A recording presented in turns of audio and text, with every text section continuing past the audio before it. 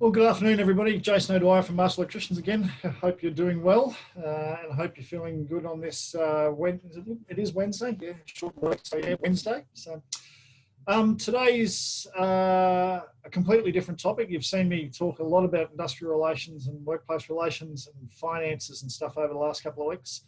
But today's a complete left turn, and it's trying to help you understand yourself a little bit about how you might be coping with stress. And it's also a bit of a process about keeping an eye on your staff and your partners and things like that, and about how to keep them safe during this time mentally as well. So today I just want to introduce Justin. He's from Mates in Construction here in Queensland. So welcome, Justin. How you going? Yeah, good, mate. How are you travelling? Yeah, really good, really good. So Justin's with Mates in Construction. They're a mental health, specifically for the building construction industry. They've got branches across Australia. And they've developed a certain system to help people in the construction industry really look after each other and try and reduce the rate of suicide in the industry. Obviously, in Australia, I think 75% of people who commit suicide are male. We're a male-dominated industry, and it's some good practical ways, I think, to try and help people cope with the process that they're going through at the moment. There's been reports, obviously, across the industry, but also from overseas about people who are struggling at the moment, financial worries and things like that. Even our own members lying awake at night. So it's a bit of a time to make sure that people have the ability to have some skills to deal with those issues. And Justin's going to take us through some of those, and we'll go from there. So Justin, over to you. Yeah, thanks, Jason. Hey, everyone. Look, as Jason said, I'm from Mates in Construction. I'm a plumber by trade, 26 years in the trade. I wanted to be a sparky, but my dad said get a trade first, so I became a plumber. Look at everyone's switching off now. Now, look, I'm passionate about having conversations with people that matter. I've had, when you're in the trade, you learn a few things, and so hopefully I can give you some tools today to help you if you're struggling, or to help you help a mate that might be struggling as well. In the plumbing game, when we test water lines, we use like a test bucket. You've got to fill that bucket up with water to a certain level, and then when you apply the pressure, it tests the pressure in the lines. And so my little daggy creative example today is going to be talking about some test buckets. So what we need to do is keep those buckets filled up. And underneath, here we go. Look at this magic of movies there. I've got 4 different buckets. Now, in regards to keeping yourself well and looking after yourself, it's about topping up, making sure those buckets in our lives are topped up to keep us well, so that we can not only stay well, but actually it'll give us capacity to help other people that are doing it tough, or that might need a hand. So the buckets consist of our physical aspect of our worlds, our emotional aspect. Now look, I'm a bloke, I don't use the F word too often, feelings. I'm not talking about feelings, I'm talking about relationships. Something we do really well in Australia, even in the isolation times and stuff like that, we're still managing to keep our relationships intact.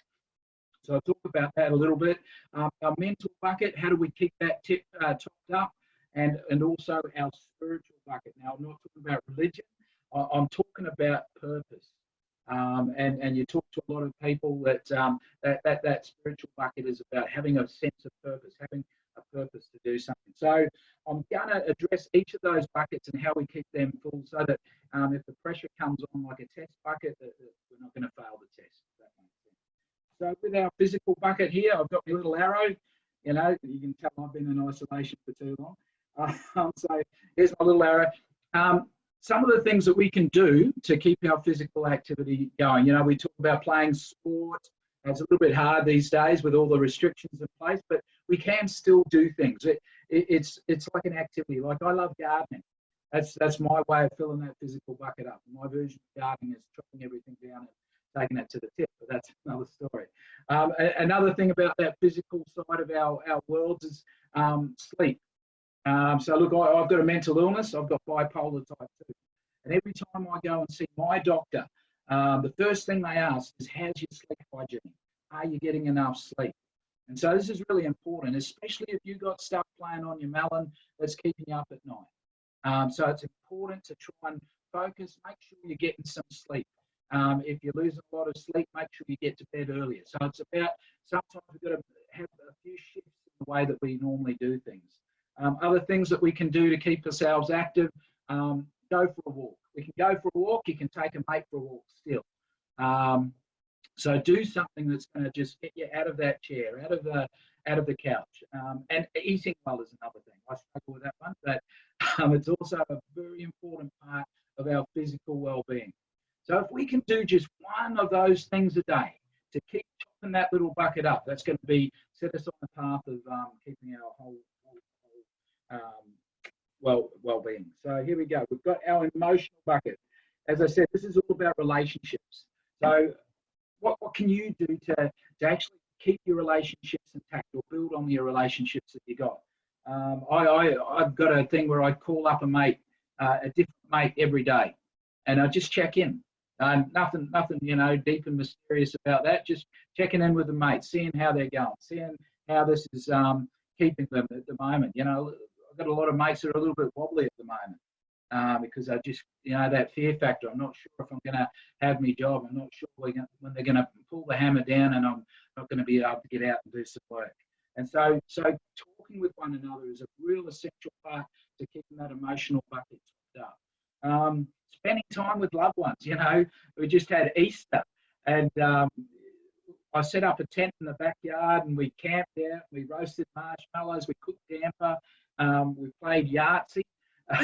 So some of that stuff, as staggy as it might be, is actually a really important aspect of that emotional bucket because it helps fill that part of our lives that we need filling up. So those are a couple of ideas on how to keep that bucket topped up. So mental health and well-being, this is an important one. Look, as a plumber, I know apparently you only need to know 2 things, but you do need to read maps and plans and things like that. So that's what I do day in, day out. I'm reading plans, I'm looking at new SWAs, all those things that I've got to do my job. And when I'm not doing that, then I need something else to fill that part of my bucket, that bucket of my mental well-being. And so, we can do things like read a book. Yahtzee, playing Yahtzee was great yesterday. I love numbers. That's what I do. And so, it was a race to see how many people, how quickly we could add the dice up and things like that. So read a book. Relax. Sometimes we've got so much going on in the world, all the information that we're receiving from webinars, from the news, from the government, from the Queensland government, the Tasmanian government, wherever you might be. We've got lots of information. Sometimes you need to turn that off and actually do something that's going to relax you as well, to take the anxiety and the worry from your thoughts. And so I love sitting in the lounge with my family, chucking on a soppy old romantic comedy and crying at the end of it. Something that can take my mind off the worries of the world is not a bad place to be able to keep that mental well-being bucket topped up. Do puzzles. Look. I've got a crossword on my coffee cup. My dad loves Sudoku, and he's actually got a Sudoku toilet paper roll. And so, he's got the best of both worlds there. So do something that's going to exercise that melon, in these times. And the final bucket here is the spiritual bucket. As I said, it's not about religion. This is about having purpose. And so do something that's going to bring you a little bit of joy, a little bit of peace. I love music. I've got all sorts of people requesting karaoke songs for me on Facebook, and that's one of the things that fills my cup. Other people, it's going fishing.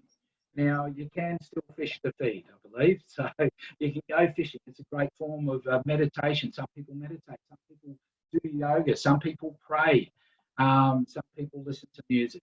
So it's about finding something to touch that spiritual side. Sometimes it's connection with land and sea as well. So going for a walk, but we can still go for a walk. you know, going for a garden, doing something that's going to fill that spiritual cup is an important part of actually ensuring that you're going to stay well, and not only stay well, but actually have a capacity to be able to help other people. So, so those are the 4 cups. But a lot of questions that I get when I'm traveling to sites, when I'm talking with people on the phone or on Zoom, is, mate, I get that I'm doing okay, but I'm really worried about my mate. I can just see, you know, they're doing things that aren't like them. They're saying stuff that's not like them. How do I help my mate out? Well, number one, make sure that you've got your cups topped up so you've got capacity to be able to help your mate out. And what we're saying is start to notice things. Now, I was the Brisbane Broncos mascot for 20 years. And I had people from the sidelines yelling at me all sorts of advice on how bad the Broncos were.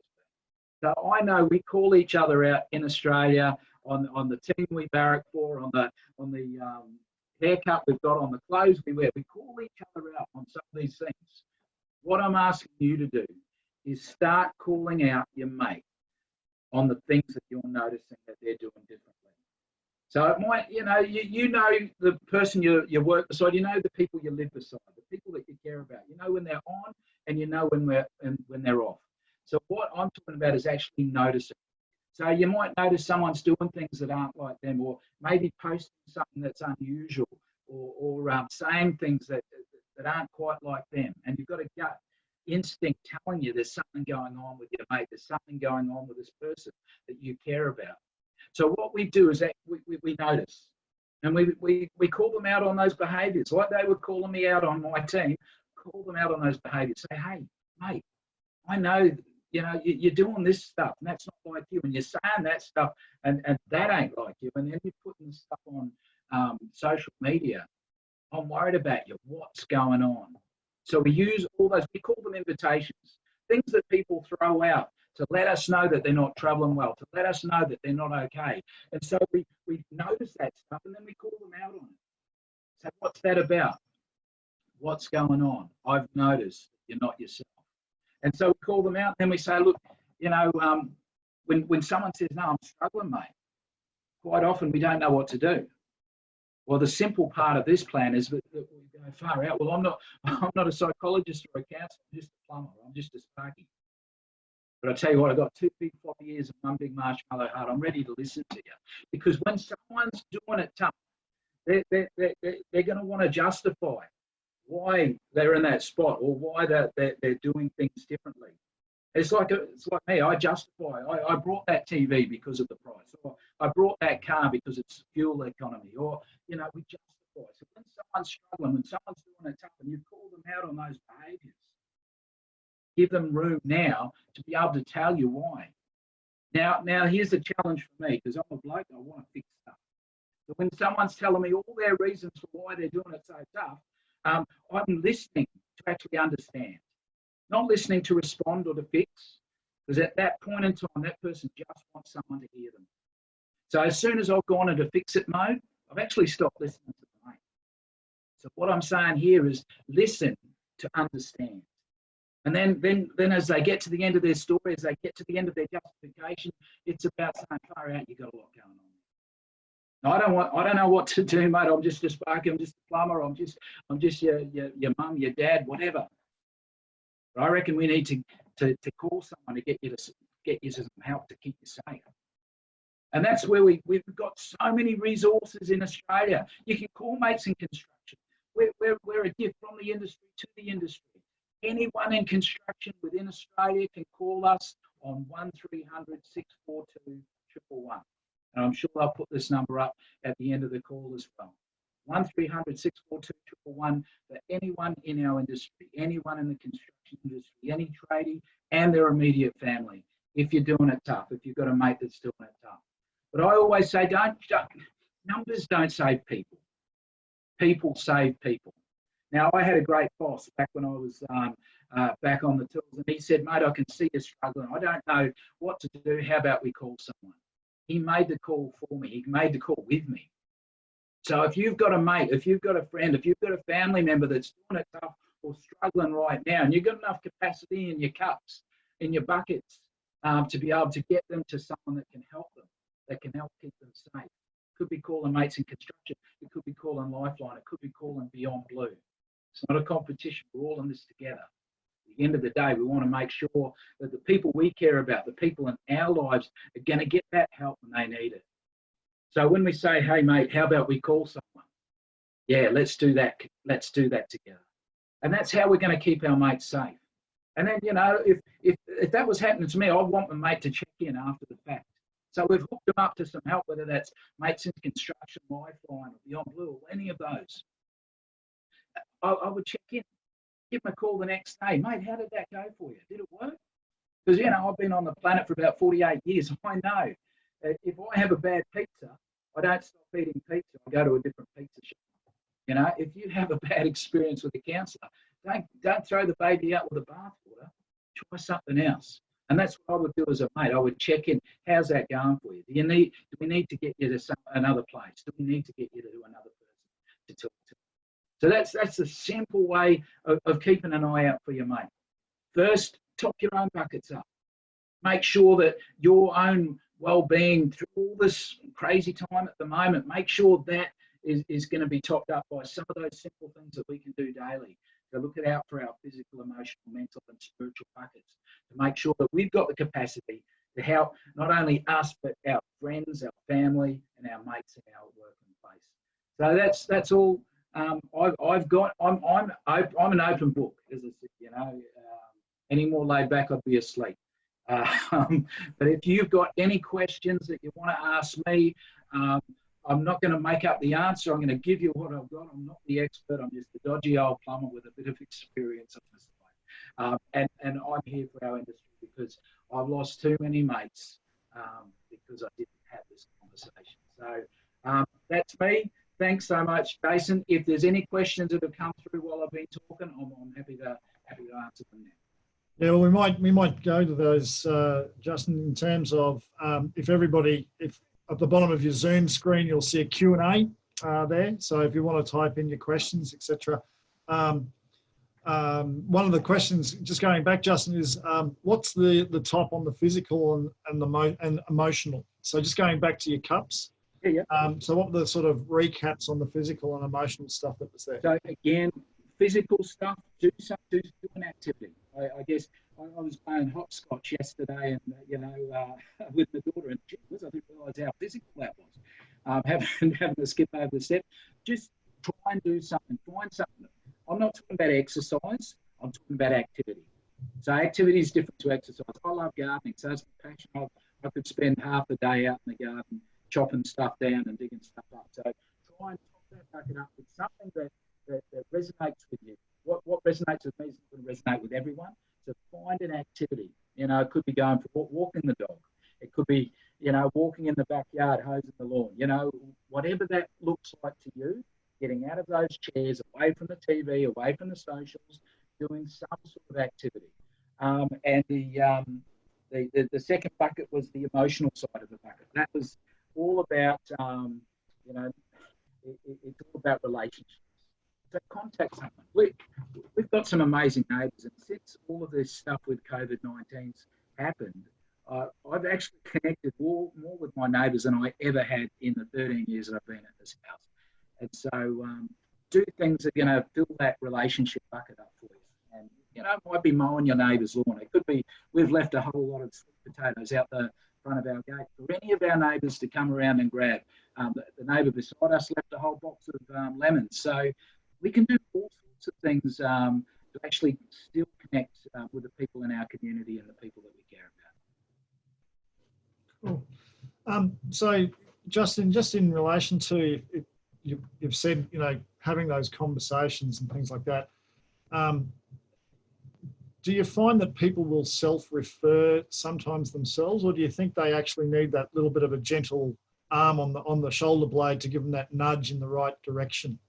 Yeah, that's a great question, mate. Look, we've been trained since we're a knee-high to a grasshopper that we don't put our hand up when we're struggling. That's there's a lot of people out there like that, and that's how I was. I needed my boss to put that arm on the shoulder and have a courageous conversation. It wasn't that courageous, it was just calling me out on what he noticed.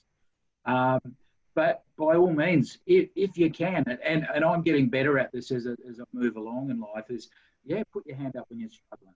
I had a tough call last week where I was talking to someone and they were involved in the bushfires and everything. It really rattled me. And so I threw out an email to all my mates. I said, hey, is there anyone that I can talk to that can just hear me? Now, look, I wasn't in deep distress, but I just needed to talk. So sometimes just putting your hand up, you don't have to get to the very edge of the earth to be able to, ask for a bit of help. Sometimes just having a yarn with someone is all it takes to release that pressure valve on the pressure cooker, so that you don't get overcooked. And that's what having a yarn with someone can do. And so if you can reach out, please do. But if you're struggling, maybe try and throw out a few of those lures, a few of those invitations to your mates or your friends or your family that, hey, can someone have a yarn? And Justin, we've had a question come in, and it's about, someone's noticed their behaviour is bad, or, not normal. Yeah. And they've approached them 2 or 3 times, but they're getting a pushback from the person. Yeah. They're making the wrong choices. They're on a bit of a self-destructive path, perhaps. You've got any tips for people about how do you approach people who are resistant to the hand on the shoulder, sort of pushing them in that direction to help? Yeah, 100%. Look, I was really fortunate. I'm a bloke that goes, yeah, no, I'm all right, mate. Yeah, no. My boss kept coming at me for probably a couple of weeks now, but day after day after day, he'd say, mate, what's going on? I'm noticing some stuff. Typical bloke or typical whatever. Was saying, oh, yeah, no, I'm all right, mate. Yeah, go on, no, leave me alone. But he kept asking me. And what that did to me is someone that was doing it tough, it actually gave me a little glimmer of hope that someone cared enough to keep asking. Now, he finally got to the point where I said, no, mate, I'm not doing okay. And he got me to that help like I talked about.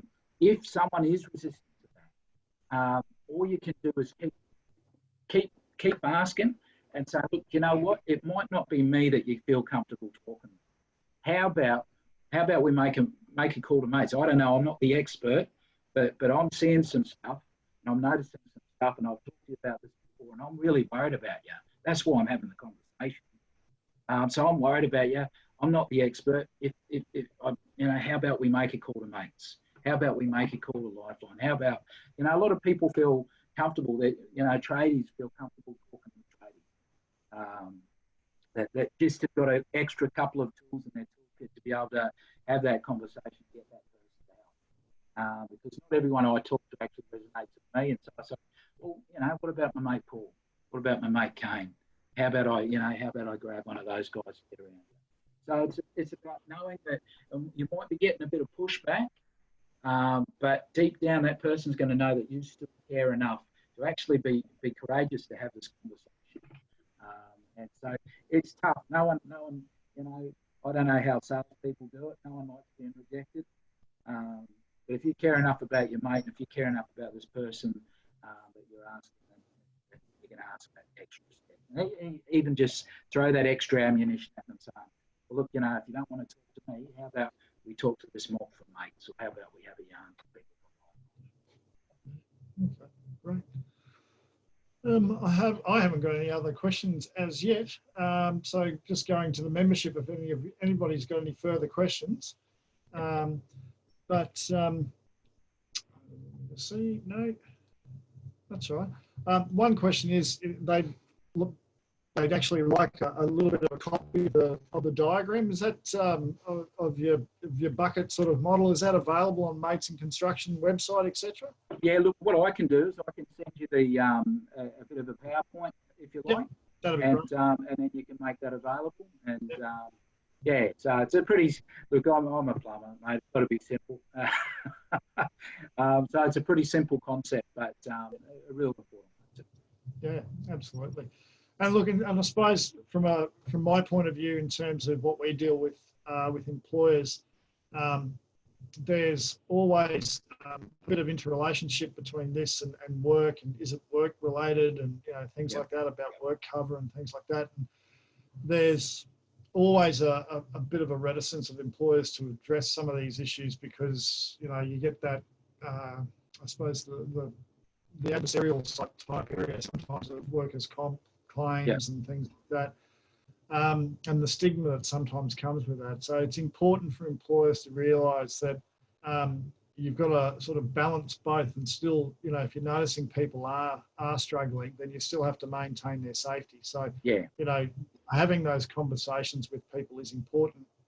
And, you know, the safety acts right across Australia do require you to make sure people are safe at work, and that includes their mental state, etc. as well. So you've got to make sure that work's not a significant contributing factor. So it is important to have those conversations with employees. And, you know, and from my point of view, you know, you have large organisations and they say, oh, that's HR's job. It's actually not, because HR don't sit on the you know, in the sheds with blokes. They don't sit, you know, out on site. They're not seeing them, you know, walking around site and all the rest of it. It's got to be those conversations with people, their managers, their team leaders. And I suppose for me, it's certainly a conversation that we have to have with team leaders and supervisors, particularly, to say it's okay to ask how they're going, you know, because, you know, you might have the best CEO in the world, but if he's 5 or 6 levels removed from the guys who are at the workplace, you know, doing pipes or pulling cable, it's not going to help them all that much. So we really do need to get these conversations happening. Look, we always say it's everyone's responsibility. Anyone that can notice can have a conversation. And look, if someone's, you touched on it before, if someone's got so much going on in their thought process, then they're not going to be safe to be working around, are they? When the most accidents happen, it's when we're not past focus. We've got our mind away from what we're doing. We play with lots of stuff that can jump up and bite us. And so if we're not focused on that stuff that we're doing, then it could not only do us damage, it could do our mates damage that we're working around. So we're saying not only is looking out for your mate good and safe for your mate, it's probably good and safe for you as well. I've had a question come in that says, how do you deal with a perfectionist and that no one does it like he wants the work done? It's probably not. That's probably not a mate in construction question. Maybe ask my wife. You know. No, look. That's a. Do you know what we're talking about is if that's their regular behaviour, that's their regular behaviour. It's when that changes. It's when the perfectionist all of a sudden, you know, is saying stuff like, "Oh, that'll look good from you know, Canberra." You know, those sort of comments that you go, "Hey, hang on, there's a change there. That's time for me to notice and for me to ask a question." I don't know how to answer that one about perfectionism, but I hear you. Yeah. I mean, look, it's the tapestry of life. You know, we have a lot of people on work sites. We have all sorts of personalities and backgrounds, and, you know, different trades, and, you know, we all have, you know, different views of the world. But you know, maybe not trying to be so critical on people, and making sure that it's, you know, well, it may not be perfect, as long as it's safe and it's done in accordance with whatever Australian standard it is, it's okay. Look, fit for purpose is the way my TAFE teachers taught me. So. Absolutely. So, and look, you know, in team dynamics, you know, with supervisors, they do have to balance those people. So, you know, sometimes the perfectionists also might be the people you might want to put your apprentices with, so that they actually get a really good understanding. So, you know, they might work a bit slower, but the apprentices will actually get the time that they need and the advice that they need and things like that as well. So, those sort of human matching skills and management skills, they do need to be taught in a lot of cases. So there's a great book called Managing Difficult Personalities. You know, there's a number of articles on it, but there's a great book on it as well. So it gives people a lot of hints about who will work with who and who won't work with who, and that's where you've really got to concentrate on and trying to match people up together. Look, and I suppose one thing that I probably haven't talked about is I ran my own plumbing business for a few years, and so who's keeping an eye on me? When things are tough, because I mean, you work from stupid o'clock to stupid o'clock, and then you come home, you do quotes, you do invoices, you do all sorts of other things. The last thing you want to be doing at the end of the night is going on to Dr. Google and trying to sort yourself out if you're doing it tough. So how do those how do people look after people that are working by themselves? And that's why we need to keep checking in on our mates, especially if you know that they're working alone. All they can talk to is a dog all day, and we're still regarded as an essential service in this country. And so it's important that we check in on each other, check in on your mate. If you know they're working by themselves, check in on them. Make sure you do it once or twice a week, because that's how we're gonna reach the people that aren't reached day in day out. Yeah. And certainly, from our point of view as an association, for those people who are business owners, the association gives them that safe space to also ask some of those questions. And, even our branch meetings, I know all the branch meetings that I go to, there's a lot of conversations that go on, before we formally, get together and hear whatever presenter's on. There's a lot of conversations going on about how business is going, how you're going, and it's really that mateship, it's that brotherhood that goes on in a lot of different areas, or that tribal sort of belonging and being known that you're not being judged, but you are there, that people are there to help and genuinely help, and having that safe space. So it's important. I think that's why, I've worked in association land for, the last 10, 15 years. And that's what people get out of it. It's that contact point, because being a CEO or a contractor is quite lonely, but the association space can actually give you that contact and give you that relevance and relevant information and stuff like that as well. So it's good. Brilliant. Yeah. Well, we haven't got any other questions, so we might call it quits there. So if you can send me that presentation, that PowerPoint, that'll be great. I'll put that up with the recording of this, and we'll put it up on the website for the members. But again, the takeaway from me is really say good day, ask how people are going, and if you need to, refer them off to somewhere that they can get some help if they need it. 100%. Great sum up, mate. There you go. Done the job. No worries. All right, Justin, cheers. Appreciate it, and good luck with the plumbing, and thanks for Mates and Construction for being along today. Appreciate it. Thanks, Justin. Thanks, Justin.